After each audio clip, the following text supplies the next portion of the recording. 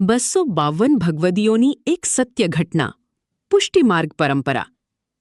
શ્રી વલ્લભાચાર્ય દ્વારા સ્થાપિત પુષ્ટિમાર્ગમાં 252 ભગવદીઓ એ એવા ભક્તો છે જેઓ ભગવાન પ્રત્યે અતૂટ શ્રદ્ધા અને પૂર્ણ સમર્પણ માટે પ્રસિદ્ધ છે.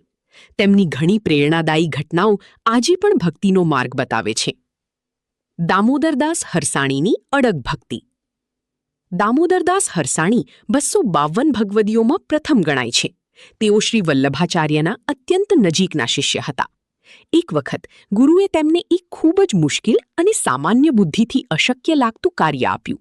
આ કાર્યમાં કોઈ પણ પ્રકારનું તર્ક કે શંકા કરવાની જગ્યા નહોતી. માત્ર આજ્ઞાપાલન જરૂરી હતું. દામોદરદાસજીએ વિચાર્યું નહીં કે આ કામ શક્ય છે કે નહીં. તેમણે મનમાં માત્ર એક જ વિચાર રાખ્યો: ગુરુએ કહ્યું છે એટલે આ કામ ચોક્કસ પૂર્ણ થશે.